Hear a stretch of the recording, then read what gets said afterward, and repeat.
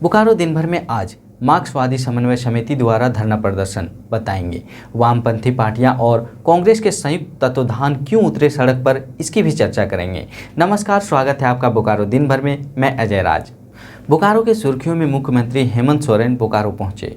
BSL में सतर्कता जागरूकता सप्ताह का आयोजन, इसकी भी बात करेंगे। साथ ही साथ कोरोना की स्थिति भी जानेंगे। चर्चा और भी खबरों पर करेंगे, लेकिन उससे पहले जान लेते हैं देश दुनिया का हाल। आईपीएल में 2 नई टीमें शामिल, लखनऊ और अहमदाबाद। अगले साल से 10 टीमों के बीच होगा मुकाबला।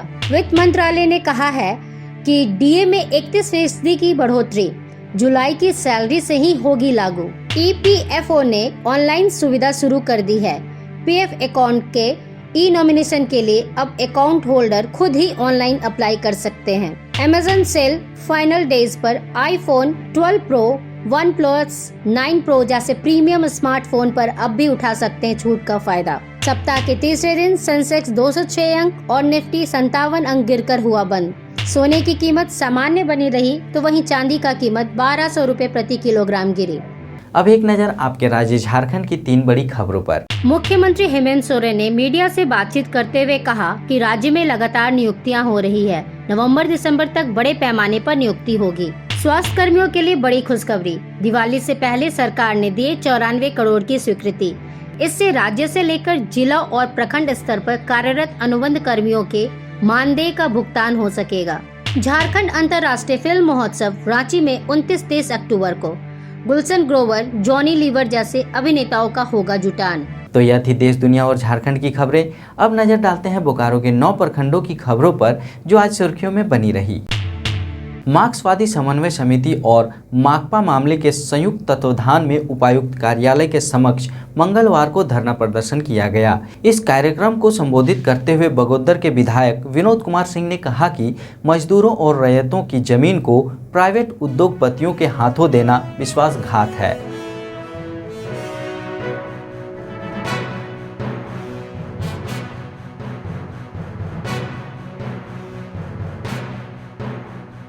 जाहिर सी बात है, आज जिस सवाल को लेकर के सबसे इम्पोर्टेंट है कि पिछले दिनों झारखंड में इलेक्ट्रो स्टील के माध्यम से एक नया सपना लोगों को दिखाया गया कि भाई अब ज़मीन सीधे कंपनियां लेंगी।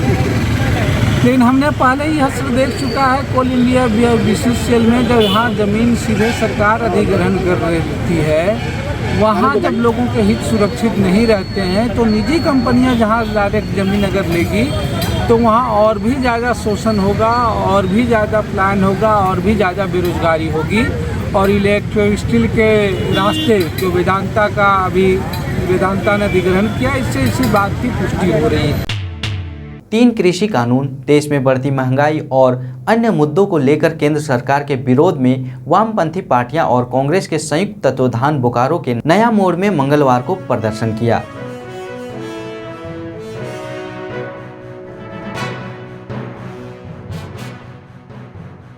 आज पूरे देश के अंदर, जैसा आप लोग सबों को मालूम है कि किसान आंदोलन आज 11 महीना पूरा किया। आज 11 महीना पूरा करने पर पूरे देश के अंदर जो किसान आंदोलित हैं, तीनों काले कृषि कानून को वापसी, तब घर वापसी, एमएसपी पर अलग कानून बनाओ, 2020 का बिजली बिल रद्द करो, बिजली बिल रद्द करो, और देश में जो पेट्रोल डीजल और खाने के सामानों पर अप्रत्याशित महंगाई बढ़ी हुई है उस पर रोक लगाओ, और देश के अंदर जो सरकारी संस्थान है, सार्वजनिक क्षेत्र के कारखाने हैं, संस्थाएं हैं, उद्योग हैं, उनको जो कौड़ी के भाव में बेचा जा रहा है उस पर रोक लगाओ और नौजवानों को काम दो। इन तमाम सवालों को लेकर 11 महीने से किसान आंदोलित है।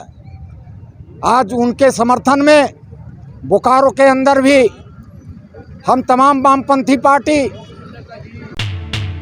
झारखंड के मुख्यमंत्री हेमंत सोरेन मंगलवार दोपहर एक निजी कार्यक्रम में भाग लेने बोकारो पहुंचे। इसके बाद वे सेक्टर 4 में एक श्राद्ध क्रम में भाग लिया। बता दें कि झारखंड मुक्ति मोर्चा के सुप्रीमो शिबू सोरेन के करीबी सेवक शंभू यादव की देहांत हो गई थी। 15 नंबर पर आने दीजिए और हमारा 2 साल का कार्यकाल भी पूरा होगा। और इस बीच तो आपने देखा ही, वैश्विक महामारी में भी हम लोगों ने लोगों को खाली हाथ नहीं रखा। कई योजनाएं उस समय भी लोगों के लिए चलाई, जो मजदूर, किसान, ग्रामीण लोगों के लिए। और अभी हमने नियुक्ति वर्ष भी कहा है इस वर्ष को, और कहा है तो इसके लिए हम भी कटिबद्ध हैं और वचनबद्ध हैं। और उस अनुरूप हम लोग इस वर्ष में बड़े पैमाने पर आपने देखा भी है, जेपीएससी का एग्ज़ाम वर्षों के बाद हम लोगों ने कंडक्ट भी कराया जेपीएससी के माध्यम से। अब ये अनवरत चलेगा। और अब बात आज के कोरोना अपडेट की। बोकारो में पिछले 24 घंटे में कोरोना का एक भी नया मामला सामने नहीं आया है, जिसके बाद बोकारो में कोरोना केस की संख्या 3 हो गया है, जबकि 2244 सैंपल जांच के लिए जमा किए गए। आगामी पर्व त्योहार को देखते हुए अनुमंडल पदाधिकारी चास सह अभिहित पदाधिकारी दिलीप प्रताप सिंह शेखावत के निर्देशानुसार मंगलवार को eat right India eat right Bokaro के तहत जिले के विभिन्न सरकारी और गैर संस्थानों सहित चौक चौराहों में परोसे जाने वाले भोजन एवं खाद्य सामग्री की जांच गठित टीम के द्वारा की गई। ईट राइट बोकारो की टीम ने संस्थाओं से जुड़े कर्मियों को भोजन निर्माण की गुणवत्ता और साफ सफाई के संबंध में जागरूक किया। केंद्रीय सतर्कता आयोग के दिशा निर्देश में मंगलवार को बीएसएल में सतर्कता जागरूकता सप्ताह के तौर पर मनाई गई। सतर्कता जागरूकता सप्ताह 1 नवंबर तक होने वाली है। मंगलवार को इस्पात भवन परिसर में आयोजित सतर्कता जागरूकता सप्ताह के शपथ ग्रहण कार्यक्रम में बीएसएल के कार्यकारी निदेशक प्रभारी अधिशासी निदेशक आर कुशवाहा ने इस्पात कर्मियों को सतर्कता शपथ दिलाई। अब जान लेते हैं बोकारो जिले का तापमान। मौसम विभाग के अनुसार आज का अधिकतम तापमान 30 डिग्री सेल्सियस और न्यूनतम तापमान 21 डिग्री सेल्सियस रिकॉर्ड किया गया। आज का comment of the day doctor Priyadarshi Jaruhar द्वारा किया गया है, जिन्होंने 26 अक्टूबर को बोकारो टाइम्स के यूट्यूब पर ये कमेंट किया था। उन्होंने लिखा है, गुड न्यूज़ सर।